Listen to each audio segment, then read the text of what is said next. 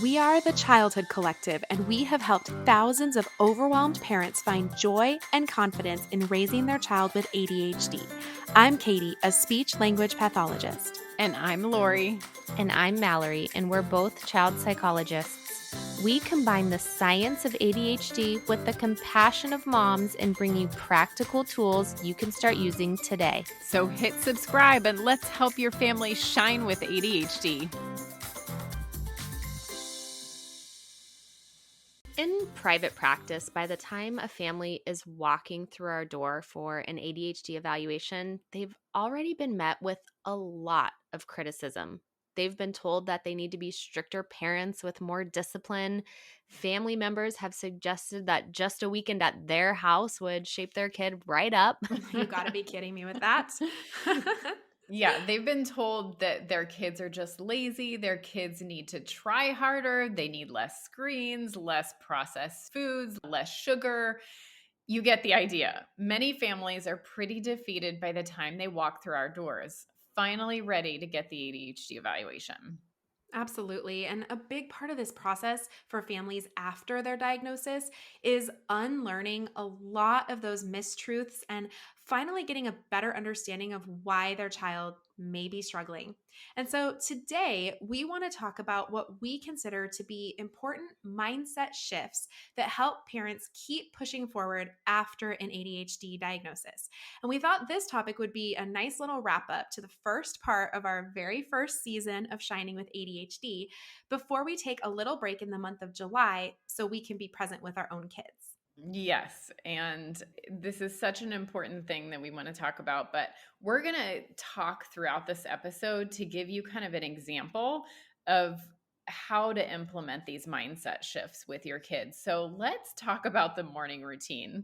I was just talking with Katie and Mallory about our morning routine, and it was complete chaos this morning. So just to let you guys know, if you think that we have things all together, we absolutely do not.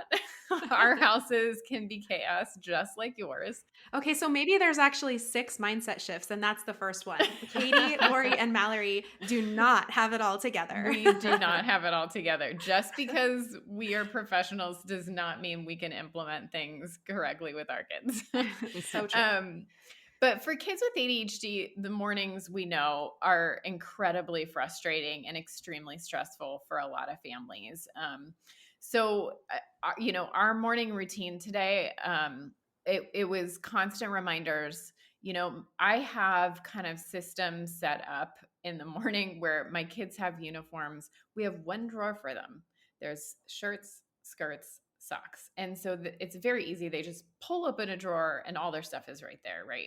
So I've created some systems to make things a little bit easier. So they're not pulling over 5 different drawers and everything is kind of right there. Shoes, socks, clothes, right there, right? It was 20 minutes and I have a kid that has a shirt and a skirt on after 20 minutes and they should be ready and the timer has gone off. We love our timer, but she was not looking at it this morning. So again, after the morning, and it was, again, a lot of yelling and frustration on my part. It was ugly. It was very ugly. So we get in the car and I'm like, okay, we need to talk about this. Like, we need to problem solve.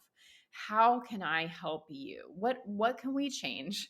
What can we do differently? And again, I want to encourage families that you might feel like we go through this all the time. You might feel like, oh, we have things together. Like a month ago, things were going super smoothly in our house and now they're not. And you have to problem solve. And those interventions that we put in place, we have to kind of constantly be looking at those and going back to some of the things that we've learned and strategies we have to kind of fix this. It's kind of like whack-a-mole. Like, It is. Yes. You solve the bedtime thing and then like another little mole pops up and it's like, oh, now we only eat 5 foods. And it's really Yes. difficult. Like, you really feel like you're getting ahead of it. And yeah, it's tricky. I know. So it's important really to have that conversation with your kids, though. This is not you just throwing out strategies that you think are going to fix it. So on the way to school, like, I apologize because I was not very sensitive in the morning. So again, when you make mistakes, you can repair and apologize. So we talked about that, and then we talked about what can we do to make things different, or what is getting in the way of us being successful in the morning and getting things done. And my Mhm. daughter said to me, and I thought this was really interesting. She said, I some days I'm just very determined, mom. Right. So she's Mhm. talking about her internal drive and her internal motivation to get those things done, which explains why some days our kids can really get stuff done, especially if there's something motivating at the end of that routine. And some days they can't. We try and have screens at the end of that, but she actually said, she's like, I'm not really wanting to do that anymore. I would rather play and do something else. It's just not motivating to her. And her focus, she said, was on other things. She said, when I think about getting ready and getting done in the morning, and I want to do it, I can be really determined. Like when we were at Disneyland last week and I was pulling you to the ride, I was determined, mom. I was really determined. Okay, I'm Um, also motivated internally by Disneyland rides, so that would solve your problem, Lori. You just go to I Disneyland so know. you So can I get could just, ready. right. So if I had the Incredicoaster, actually, she didn't like that. If I had Space Mountain at the end of their morning routine, we would have none of these problems. I love that you got in the car and wanted to problem solve with her and get her opinion, because when we really get to the root of what's going on inside of our child's ADHD brain, it quickly changes the way we understand and support them. Definitely. I feel like the families that we've talked to over the years, that has been so significant for them. And it's not, nothing even changes with their kid yet, right? They're just thinking about it in a different way. Yeah. So the first one we've talked about in past cast episodes, and this is something that we talk about all the time, which is your child with ADHD, their brain works differently than other kids. And you have to shift your expectations around what their executive functioning skills are like. So we use the 1/3 rule, which means that kids with ADHD are generally have social, behavioral, executive functioning skills that are a third less than other kids their same age. So we talk to so many parents all the time. Maybe they have a 10-year-old, and their expectation is that their 10-year-old is able to get ready in the morning independently. They can do all of these things. They have the skills, but they're not doing it on a regular basis. And if you use that 1/3 rule and kind of shift your expectations, think about what is the expectation of a 7-year-old. Can a 7-year-old do these things? And even for younger kids, like if we have a 7-year-old who's having trouble doing their morning routine, and you think about, oh my gosh, they're functioning more like a 5-year-old or a 4-year-old in their executive functioning skills. What would you expect of a 4 or 5-year-old? You wouldn't expect them to be able to do those things independently necessarily, to be able to sit still, to do those things. So again, shifting your expectations so that you understand what is developmentally appropriate for your child with ADHD helps to limit those frustrations at home. Yes, and I think that that 1/3 rule is a general, very general term, right? So Yeah. you have to personalize it to your own family. I feel like every time we talk about that, we get some sort of a DM like, well, what about this? And it is, it's personalized. But I will say that it can be confusing, even for myself as a parent, and I know the 1/3 rule. But a lot of times we see what we kind of call splinter skills, and kids with ADHD and kids in general can have really advanced skills in certain ways. And Yeah. so, as an example, my son is incredibly tall and he's very athletic. And so he actually looks a lot older and acts older on a soccer field or a baseball field than the other kids his age. Like, he's 6 years old and we had to take him off of his baseball team because he threw the ball so hard and fast that the other 6 year olds like couldn't even come close to catching it. And we genuinely thought someone was going to get hurt. But when we look at his ability to navigate things like losing or not getting his turn, right? Those are things that take a ton of flexibility and perspective taking. And he might look like he's 9, but he's 6. And he is not functioning like a 9-year-old in terms of his executive functioning and his abilities. And so I just want to point out too, just because your child has skills that are excellent in one area, that doesn't mean that we can expect them to have the same level of executive functioning skills, because that is the core need for kids with ADHD is their executive functioning. Absolutely. So we have to keep in mind that our kids' brains are working differently and we need to manage our expectations. Over the past year, my oldest has really struggled with anxiety, especially at night. As soon as it was time for sleep, she'd be crying for me to stay and worrying about all the things. I was talking to another therapist about our bedtime battles, and she said the Zenimal, a screen free meditation device, had been a game changer for her daughter with ADHD and anxiety. I immediately purchased the Zenimal and can confidently say it was the best tool to help my daughter get better sleep. She was able to fall asleep an hour earlier using it. Yes, it's actually really helped my kids to be able to calm their busy bodies at night. What we love about the Zenimal is that it combines two of our favorite bedtime recommendations, using a relaxation strategy and removing screens from the bedroom. The Zenimal is an adorable screen-free turtle with 9 guided meditations your kids can choose from.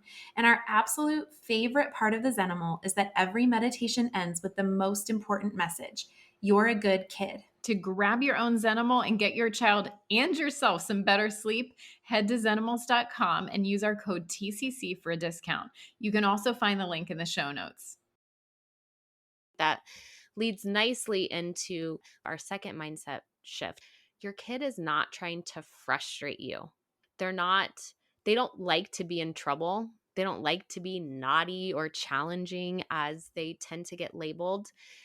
They don't want to frustrate you. They're not waking up every morning thinking, okay, it's a school day, got to do the morning routine, can't wait to see how I can tick my mom off today. Like, they're not searching for ways to frustrate you. And again, bring it back to how their brain is growing and developing. They can't meet unrealistic expectations if the skill isn't there. So keeping in mind that when you have to remind them again to grab their socks before putting on their shoes, when you have to remind them again to go back to the bathroom and brush their teeth and try brushing their hair again because it didn't work the first time, they're not trying to make you mad. They're not trying to frustrate you. It doesn't feel good for them to get in trouble. It doesn't feel good to need 100 reminders to get these things done. It doesn't feel good to walk out the door 10 minutes late and need that tardy slip again. Um, your kid isn't trying to frustrate you. They don't want to be naughty. I need that message today. Thanks, Mel. Delivered just for you. Thank you. Well, and I think it connects really nicely to our third mindset shift, which is that kids with ADHD are actually desperate to do well, right? They do well. Dr. Ross Green says kids do well if they can. And what we mean by that is they want to do well, but there's often this mismatch between the expectations and their current skill level, or just the way that their brain likes to do things. And using the morning routine as an example, we got a message not too long ago. I was talking about this exact thing on stories, and somebody sent a message and said, "Well, you're saying that there's a skill deficit, right? A skill need." But my kid can put his shoes on. He can brush his teeth. There's not a skill deficit. He just won't do it in a timely way when I want him to do it. And this is a great question. I think we all have had some similar thought, right? Like, no, but they know how to do it. Yeah, and it's interpreted, even though I know better, it's interpreted as a willful behavior, Yes, right? defiance. They're defiant. They're Yeah. just doing it intentionally, right? Yeah. And so, what was my response back to this mom was, I get what you're saying and I hear you, but I think you might be looking at the wrong skill. So, when I say to you, if your child is struggling in their morning routine, it means that there's missing skills. I am not talking about tying their shoe or being able to brush their teeth or put their socks on, right? The skills that are often lagging are the executive functioning skills, which is skills like being able to inhibit and not get distracted, not go and start playing with Legos in the corner, right? Because I have a mission and it's to get my water bottle and fill it up. It's the ability to initiate and get started on those things. Task monitoring, we talk about this a lot, but this is the idea of like, how long is this taking and how long should it take, right? Am I on time? Am I running late? Do I need to speed up? These are all executive functions that are developing in our kids. And if they're one third behind their peers, we might look at that and say, oh, well, when you go to Disneyland, you know how to brush your teeth and you know how to get your shoes on. And so clearly you're being naughty, but that's not really the case. It's the executive functioning that happens day in and day out to get them through each piece of that morning routine. So when you're thinking about those pain points throughout the day, those times that are frustrating or exhausting you and really draining your bucket, we all have some of those times, I think, throughout the day. Evaluating it in terms of the skills and not just looking at the technical skills, but also thinking of what are the executive functions my child needs. And we're going to jump into in a minute here, kind of how can we support those, right? That's Yeah. where we need to start. Yeah. And so once we understand that, we can offer accommodations and teach our kids those skills to be successful in their own way. So, in my example this morning, and again, I'm working through this in real time, my daughter says to me, I'm not determined, right? But what she's saying is, I don't have a picture in my mind of where I'm going, where I'm headed, what it looks like, what I need to do next. I'm not determined. She's not seeing that picture mentally. And so, what can I do to help her in the morning to provide that picture or ask those questions of, okay, where are you headed? What do you need to think about? What is this going to look like when you're sitting at the table proud that you finished in time in the morning and you're playing with the toys that you're so excited to play with this morning? What is that going to look like? Katie has often talked about thinking about that future picture. And that's kind of what she's saying. I don't have a future picture that I'm determined to work for, right? Right. So there are things that I can do to kind of support that in the morning for her. Some of our kids, again, they get distracted and lost in brushing their hair and brushing their teeth, and they're like, I don't know, they're distracted in their thoughts. We offered a video that Katie did, which is an amazing tool of having two baskets in your bathroom. One basket has your toothbrush and your hairbrush and the hairspray and whatever deodorant, and then there's another basket that's the done basket. So if your child gets distracted in the middle of that process, they can look down and visually see, oh, I still have these things left because I haven't moved it over to the other basket. Now, some people would say, they have to have executive functioning skills to figure out how to use those baskets or move it from one basket to another. Absolutely. But Yes. you're eliminating other steps in there and making it simpler for them. Do you have to still teach that skill of moving to the baskets and that sort of thing? Of course, you have to work on that and practice that with your child. But it's a way of accommodating, knowing that your child might get distracted, to give them a visual representation of what's been done and what hasn't.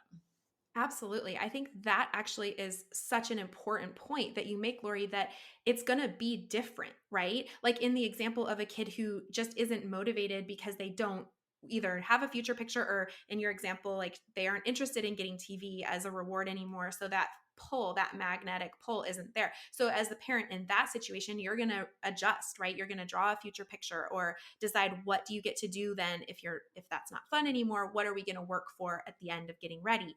And in another example of a kid that gets really easily distracted, loses their thought process, then we're going to be doing things like putting things close together, right? Helping them build systems where the socks are next to the shoes or the sunscreen is next to the back door, because nobody needs to be getting to the back door and then going, oh my gosh, we need sunscreen, and then running upstairs to the linen closet to find the sunscreen, right? Not to mention, like, the sunscreen will never make it back up the stairs. So it's really important to personalize this. And so we try really hard to communicate a wide variety of tools.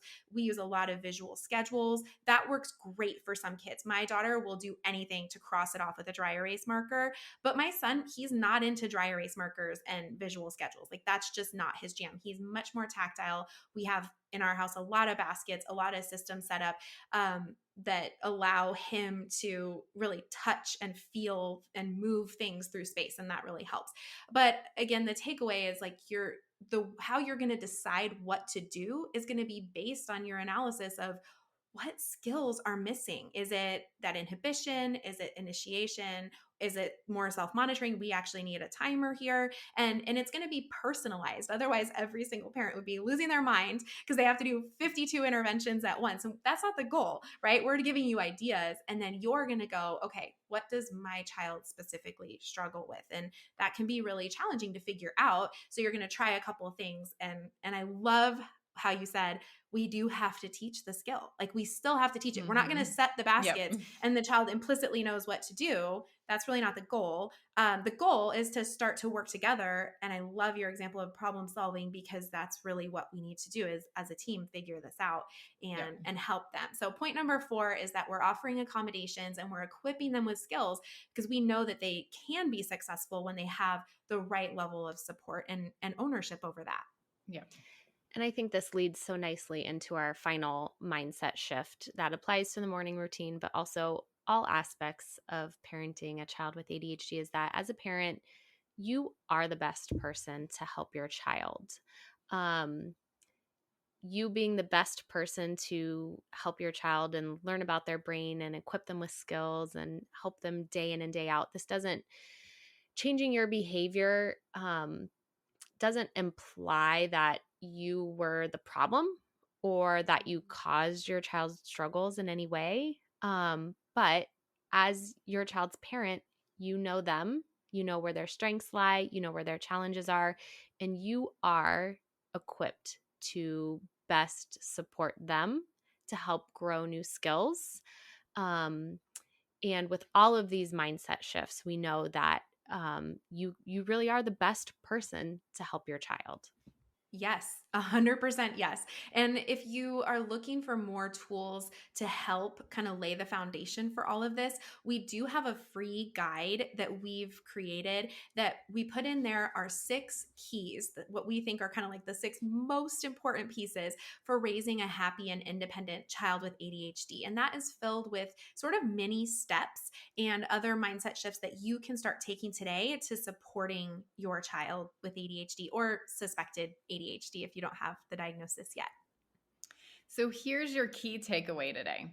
Parents and kids really want to do well. You don't end up with an ADHD diagnosis because of something you or your child did wrong, but because your child's brain is growing and working differently. With the right supports, your child with ADHD can do well, and they really want to. Absolutely. And with that, we're going to part ways for a little summer break. Be sure that you're subscribed to the pod so that you're the first to know when we're back and when our next episode airs in August. And we'll talk to you then. Thanks for listening to Shining with ADHD by your hosts, Lori, Katie, and Mallory of the Childhood Collective. If you enjoyed this episode, please like this video and hit subscribe so you can be the first to know when a new episode airs. If you are looking for links and resources mentioned in this episode, you can always find those in the show notes. See you next time.